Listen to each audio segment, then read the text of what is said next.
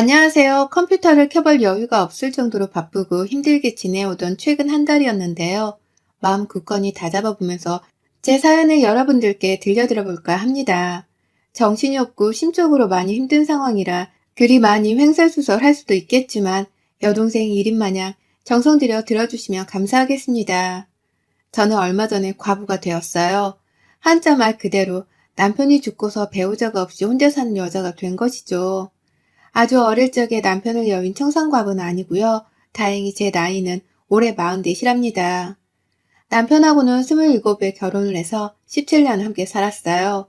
함께 살다 보니 결혼하기 전처럼 매일이 설레고 좋은 점만 있는 건 분명 아니었답니다. 남편이랑은 치고받고 싸우지만 않았을 뿐 늘상 전쟁을 치르는 듯이 살았었고요. 저는 워낙 빠릿빠릿 성격이 급한 편인데 남편은 세우라 내워라 서두르지 않고 사는 성격이었는지라 정반대의 서로가 늘상 부딪히는 편이었어요. 주로 화를 내거나 신경질을 부리는 것은 저였고 성격대로 사는 것뿐이었던 남편을 보면서 으르렁거리며 그러지 말라 사는 것 또한 바로 저였습니다. 같이 부부로 살면서 저희가 딸 자식만 둘을 뒀는데 얘들을 처음 낳았을 때도 걱정을 하기는 했으나 점점 더 애들 머리가 크고 나서부턴 돈 들어갈 게 정말 한둘이 아니더라고요. 애들 친구들이랑 놀게 해주느라고 엄마들 사이에 껴서 사람도 사귀어야 했고 여기저기 남들이 키우는 것만큼 키워보겠다고 애한테 좋다는 곳들은 여행이든 현장학습이든 찾아가곤 했습니다. 그러려면 하나같이 다 돈이 필요했고요. 그 돈은 늘상 남편에게서 찾았었네요. 저 또한 막내가 7살이 될 때까지는 남편이랑 함께 맞벌이로 살면서 돈을 벌어왔는지라 회사 다니는 것이 얼마나 힘들고 또 스트레스가 쌓이는지를 잘 알고 있었거든요.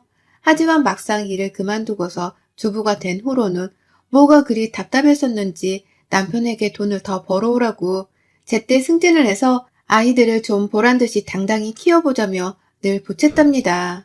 그런 저의 말에는 씁쓸하게 웃어 보이며 그게 어디 말처럼 쉽냐고 웃던 제 남편이었죠. 남편의 그 표정을 보면 답답하다고 또 짜증을 내거나 구박을 하며 같은 레파토리를 자주 왔다 갔다 하며 대화를 나눴어요. 그런데 말이죠. 참 좋은 게 없어 보이는 사이이긴 해도 저희는 부부였습니다.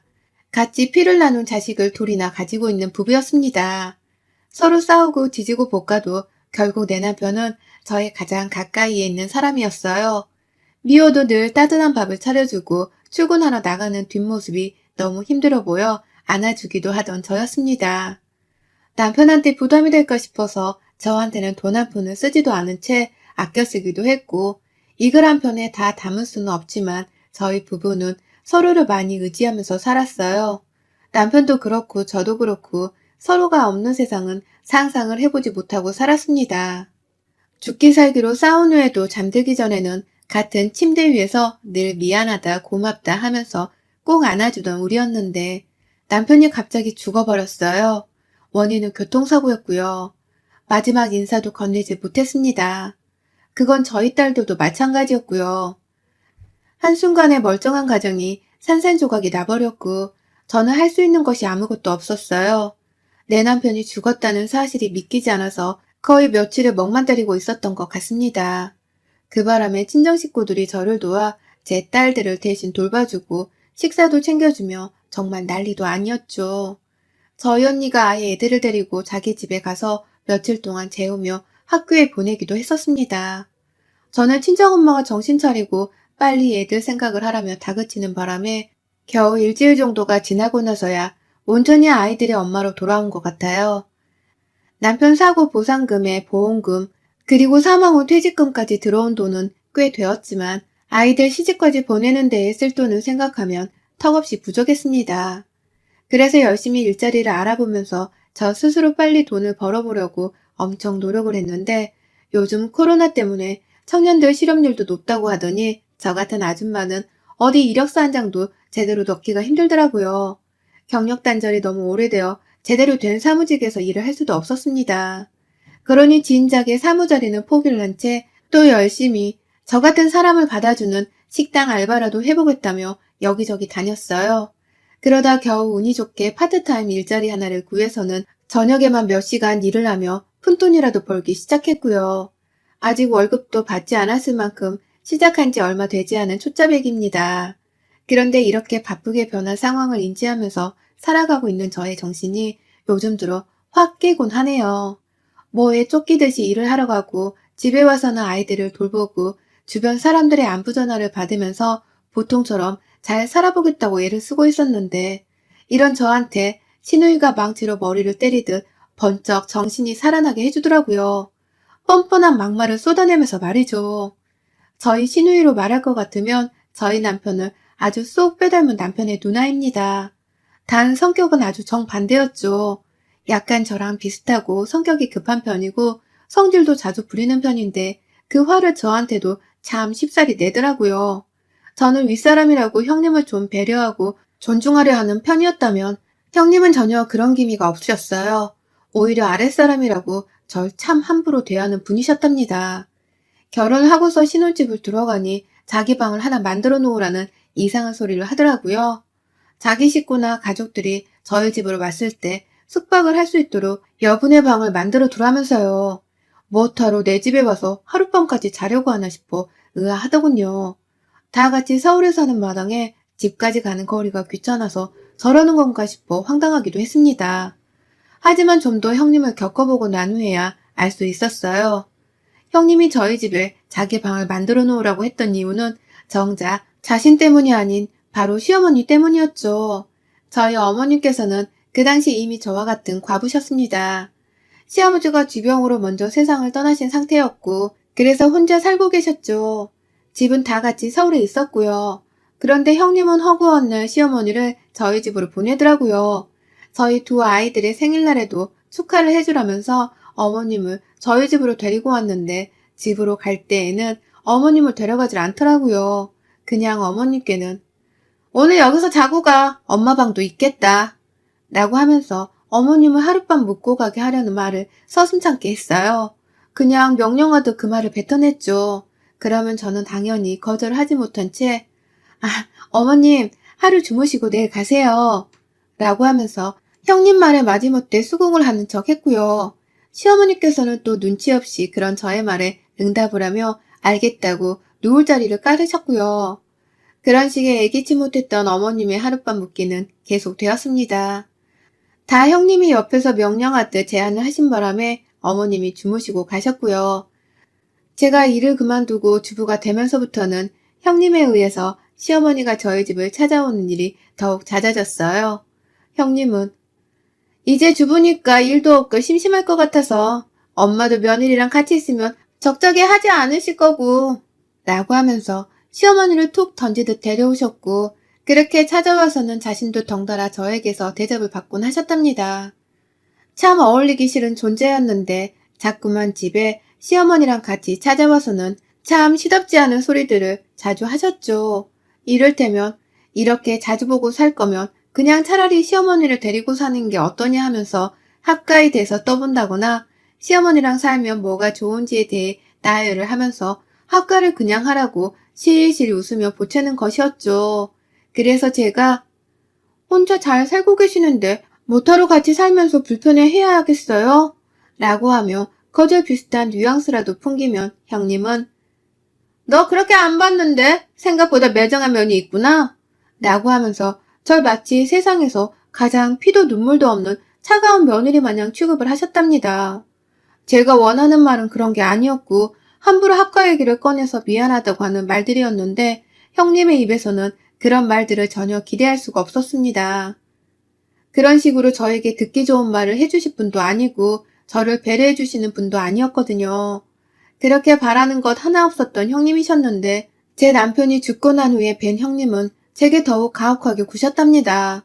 애초에 기대할 것이 없어서 실망한 것도 없었지만 진짜 형님은 사람 됨됨이부터 글러먹었더라고요. 남편이 죽었다고 연락을 받았던 날 마지막 순간을 보지도 못한 채 떠난 거라서 저는 울음조차 나오질 않았습니다. 그냥 자꾸 현실 부정을 하면서 속으로 너무나 큰 충격을 받았는지라 제대로 된 생각이라는 것 자체를 할 수 있는 상태가 아니었어요. 그런데 형님은 저마다 슬픔을 표현하는 방식이 다른 건데도 불구하고 그런 저한테 넌 울지도 않니? 억지로라도 좀 울어봐. 네 남편이 죽었는데 내가 너보다 더 운다는 게 말이 돼? 라고 하면서 장례식장에서 저에게 혼을 내셨어요. 울지 않는다는 이유로 고인의 부인이 제게 화를 내신 겁니다. 그 바람에 우리 큰딸은 그간에도 늘상 저를 괴롭히더니만 아빠 죽은 날에도 우리 엄마를 괴롭히려 하냐면서 엉엉 울며 지 고모한테 나가라 소리를 지르고, 장례식장은 제 딸과 신우이의 이 어처구니 없는 말싸움 때문에 오만 조문객들의 눈초리를 받았고요. 저는 저대로 형님이 뭐라 짓거리던 딸이 뭐라고 울부짖던 아무것도 들리지 않았기 때문에 그냥 멍만 때리고 있었어요. 나중에야 제정신으로 돌아오고 나서야 신우이 한 말들이 다 기억이 나면서 우라통이 치밀어 오르더라고요. 그래서 계속해서 벼르고 또 곱씹으며 신우이를 원망하고 있었는데요. 어째 한 번을 저희 집에 찾아와서는 제 아이들을 챙겨주려 하거나 제 상태가 어떤지에 대해서 걱정하지도 않더니만 제가 정신 차리고서 일자리를 구하겠다며 여기저기 발품 팔고 다니고 있던 그 힘든 시기에 신우이한테서 처음으로 연락이 왔어요. 남편이 죽고 난 후에는 처음으로 온 연락이었죠. 웬일로 연락을 했나 싶었습니다. 저 힘들 때 도움 한 번 안 주려고 하던 매정한 여자였는데 남편까지 죽은 마당에 나랑 뭐 볼 일이 있어서 연락을 한 건가 싶었어요. 설마 내 남편 죽고 나서 받은 사망보험금 뭐 그런 걸 달라고 하는 막장극을 펼치려고 하는 건 아닐까 싶어서 마음 단단히 먹고 전화를 받았는데 형님이 여보세요? 라고 하는 제 목소리 그 한마디를 듣자마자 그러더라고요. 목소리 들어보니 엄청 살만한가 보네. 우리 지금 니네 집 가니까 기다리고 있어. 라고 말입니다. 그러더니만 진짜로 집에 왔어요. 시어머니를 데리고서 말입니다. 못 올 것은 아니지만 너무 당당히 들어와서는 과부된 제 손에 밥을 얻어먹겠다고 밥을 차려달라 하는 시누이와 시어머니는 너무 역겨웠어요. 그것도 모자라 시누이는 또다시 시어머니를 저희 집에 두고 가려 하면서 그러시더라고요. 엄마, 오랜만에 여기서 자고 가. 엄마 집이나 다름없는데 뭐. 라고 말이죠. 그러니 시어머니는 그래, 니만 슬프냐? 나도 내 아들이 있고서 지금 사는 게 아니다. 우리라도 같이 지내면서 이 슬픔을 이겨내야지. 라고 하시면서 조용히 방으로 들어가셨어요. 어머님도 아들 잃고서 정말 많이 힘들어 하셨는데 그럼에도 제 집에서 저의 허락은 제대로 받을 생각도 하지 않으신 채 아주 당당히 구셨죠. 이게 절대로 올바르게 돌아가고 있는 게 아니었음에도 불구하고 시누이는 너무나 당연하게 시어머니를 제게 맡기려고 했습니다. 너무 당연하게 제 집을 찾아오려 했고 또 너무 당연하게 시어머니를 묻게 하면서 편히 지내게 만들려고 했죠. 저로서는 참 환장하지 않을 수가 없는 노릇이었습니다. 그분들이 제게는 남편으로 인해 엮인 가족임은 분명했지만 남편을 잃은 마당에까지 굳이 가까이 하며 살갑게 지내고 싶은 사람들은 아니었으니까요. 자꾸 보면 남편이 생각나 저로서는 힘들게 마찬가지였고 또 돈 벌어보겠다고 식당 알바까지 하러 나가는 마당에 시어머니랑 형님이 무턱대고 찾아와 잠까지 자려 하면 신경 써야 하는 것이 너무 많았습니다. 제 큰딸도 장례식장에서 지 고모랑 싸우고 난 후에는 더 이상 고모를 안 보고 싶어 하는 와중이었는데 너무 뻔뻔하게 찾아와 제 딸내미 얼굴도 본체만치 하면서 불편함을 야기하는 형님이 너무 싫었어요. 정말 말 그대로 불청객과 다름이 없는 두 사람이었습니다. 자기들도 가족을 잃어 슬픈 건 충분히 이해를 하지만 뭔가 단단히 이상했어요. 절 기분 나쁘게 만드는 상황들이 자꾸만 생겨났으니 말입니다. 그러다가 그저께 제가 알바 끝나고 한밤중에 집을 가려고 하니 핸드폰에 문자가 엄청 와 있는 거예요. 엄마가 나이 드셔서 그런지 요새 좀 기력이 허해 보이시네. 뭐 닭게탕 같은 거라도 하나 좀 진하게 끓여드려. 내일 오전에 데리고 집에 갈 테니까 그런 줄 알고. 라고 말입니다. 그 문자를 보는데 일 끝나고 피곤한 몸을 이끌고 집에 가고 있는 제 처지가 너무 딱하게 느껴지더라고요. 이 젊은 나이에 남편 잃은 과부가 된 것도 모자라서 이제는 하다하다 남편이 죽고 나서도 시어머니 대접을 해드리면서 시누이한테서 이런 소리나 듣고 있어야 하나 싶어 말입니다. 남편 죽었다고 내 새끼들한테 따뜻한 포옹 한 번을 해준 적 있나? 10,000원짜리 한 장 쥐어주면서 보탬이 되어주기를 했나? 아무것도 해준 것도 없고 챙겨준 것도 없으면서 받기만 하려는 형님과 시어머니가 참 야속하기만 했죠. 제게는 너무나 당연한 생각이었습니다. 저는 힘이 쫙 풀리면서 결국 신우이의 문자에는 대답을 하지 않았어요. 그냥 읽기만 하고 답을 안 했는데 다음날 오전 10시가 되자마자 신우이는 참 부지런하게도 시어머니를 데리고 집에 왔습니다. 그런데 이번엔 뭔가 좀 달랐어요.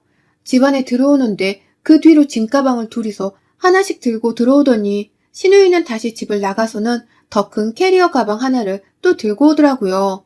그러더니만 글쎄, 아, 짐이 좀 많지? 아니 그냥 서로 왔다 갔다 하면서 견우와 직녀마냥 보고 있지 말고 같이 살아 둘이서. 엄마도 일찍 과부되고 혼자 오래 살아봤으니 며느리 사정 잘할 거고 너는 이제 막 남편 잃었으니 정신없을 텐데 우리 엄마라도 옆에 끼고서 남편 대하듯이 살아. 라고 하는 거예요. 갑자기 짐을 싸들고 들어와서는 한다는 말이 시어머니를 남편 대하듯이 살라고 말입니다. 남편 대하듯이 살다 보면 제가 제 남편을 잊을 수 있을 거라고 하면서 말이죠. 이게 어떻게 과부가 된 저를 위해서 내릴 수 있는 결정인 건지 도통 이해가 가질 않았어요. 근데 신우이는 표정이 굳어진 저를 보면서 기분이 언짢다며 말하더라고요. 남편한테 밥 해주고 빨래 해주고 했던 것들을 다 우리 엄마한테 하면서 살라고. 내 말 알아들어? 그렇게 살면 남편도 금방 잊혀질 거야. 너 어차피 사망보험금 받았을 텐데 설마 그 돈으로 너 혼자 네 새끼들 키우면서 쓸 건 아니었지? 우리 엄마는 그럼 무슨 죄야? 혼자 저렇게 며느리 밥도 못 얻어먹어 보면서 늙어 죽으라 하는 거야? 라고 말입니다. 그 말을 하면서 저를 무슨 개차반 비슷한 걸로 보도 째려보는데 화가 치밀어 오르더라고요. 바로 그 자리에서 그럴 일 없습니다. 짐 도로 가지고 나가셔야겠어요. 이 집에서 시어머니 모시고 살 계획 없었고 앞으로도 없습니다. 라고 대답을 하니 신우이에 이어서 시어머니까지 기겁을 하며 저를 째려보는데 시어머니는 급기야 내 아들 집에 내가 살겠다는데 왜? 라고 하면서 고함을 치시는 거예요. 옆에서 신우이는 같이 열을 올리면서 짐가방을 보란듯이 풀려고 했고요. 그제서야 저도 확 심장이 쪼그라들면서 이것들을 당장 내 집에서 내보내야겠다는 생각밖에 들질 않더라고요. 그러니 바로 두 여자들이 들고 온 짐가방부터 제 손에 챙겼습니다. 신우이는 짐을 풀려고 하는데 저는 짐을 끄집어 던져내겠다고 아주 미친년 마냥 소리를 질러가면서 짐가방을 뺏어 들었고요. 가장 큰 캐리어 가방 하나는 제가 힘으로 밀어 내쳤다가 복도 밖에서 계단 아래로 미끄러져 떨어지는 바람에 우당탕탕 대면서 아래층으로 굴러 떨어졌어요. 연로하신 시어머니는 그 가방 속 소지품들이 다 아깝다면서 그걸 또 집어들겠다고 계단을 따라 내려가셨고요. 옆에서 신우이는 집에서 죽치고 있어야지 왜 나가? 라고 하면서 시어머니를 붙잡겠다고 따라 나가더라고요. 그리고 전 나가는 신우이의 뒤통수에다가 마지막 남아있던 짐가방 하나를 마저 집어들고선 던져버렸습니다. 들고 온 가방에 뒤통수를 맞은 신우이는 비명을 지르며 저를 뒤돌아봤는데 저는 뭘 보냐며 그냥 그 자리에서 신우이의 얼굴을 손바닥으로 밀어버리며 집 밖으로 내보냈죠. 남편 죽고 나서 어머님 형님이라 부르며 가끔 인사드리는 것만으로도 나는 최선을 다하며 사는 거니까 더 건드리지 마세요. 가뜩이나 사는 게 힘들어 뒤질 것 같은데 나 또 건드렸다가는 그때 진짜 과부된 년한테 손찌검 제대로 당할 줄 알아. 다들. 라면서 내 집 앞에서 쫓아내겠다고 발악을 하니 시어머니는 밑에 층에서 짐 좀 올려줘. 라며 난리를 피우고 있고 신우이는 신우이대로 저한테 등 떠밀려 쫓겨난다고 죽는 소리를 해대며 정신을 못 차리고 있고 총체적인 난국과도 다름이 없었습니다. 남편을 잃은 후로 웬만한 사건 사고들은 다 일도 아니라 느껴질 줄 알았는데 시어머니랑 신우이 하는 짓거리를 보니 혼이 다 쏙 빠졌어요. 그러니 그냥 문 닫고 귀를 막아버렸고요. 밖에서 한참 캐리어 끌고 계단을 올라오느라 낑낑거리는 소리를 해대다가 이웃집에서 조용히 하라고 항의하며 나오신 바람에 두 사람은 망신이라며 입을 꾹 다물곤 금세 사라졌어요. 시어머니는 그래도 나이가 있으셔서 그런지 난리쳐서 미안하다고 문자를 보내오셨으나 저는 신우이의 사과를 기다릴 거고 합관은 여전히 없는 일이라며 못을 박았습니다. 그러니 시어머니도 신우이의 사과를 받게 해주려고 하시는 건지 지금까지 깜깜 무소식이네요. 이게 바로 그저께 있었던 일이었고요. 전 그날 후 이제는 시어머니나 형님이 없다고 생각을 하면서 살기로 했습니다. 내 남편 살아있을 적부터 윗사람같이 굴지 않던 사람들인데 그나마 남편 잃고서도 가족 대접을 해주며 가끔 인사를 하고 살려 했더니만 이렇게 막무가내로 신우이가 자기 엄마를 저한테 모시라고 할 줄은 정말 상상도 못했네요. 내 남편 사망보험을 가지고서 시어머니를 모시게 되면 이래나 저래나 자신이 짊어져야 할 짐이 줄어드는 것이었으니 좋았겠죠. 그러니 저한테 그런 부탁을 뻔뻔하게 했었을 테고요. 하지만 어쩌나요? 전 절대로 시어머니를 바보처럼 꿈쩍 않고 모실 생각이 없는걸요. 나 하나 애들 키우면 사는 것도 힘들어 죽을라는데 어딜 감히 시어머니가 내 집구석에 들어와서는 누울 자리를 뻗으려 하는 건지. 가만히 손 놓고 내 손에 호강받으면서 사는 꼴을 절대로 두고만 보지는 않을 겁니다. 그 덕에 시모 모실 걱정 한번 하지를 않고서는 자기만 편하게 살려 한 신우의 꼴도 절대로 그냥 두고 보진 않을 거고요. 전 절대로 어머님이랑 합가 안 합니다. 신우의 뻔뻔함 때문이라도 더더욱 두 사람을 호락호락 내 집에 들이지 않을 거라고요. 여러분의 생각은 댓글로 남겨주세요. 오늘도 시청해주셔서 정말 감사합니다.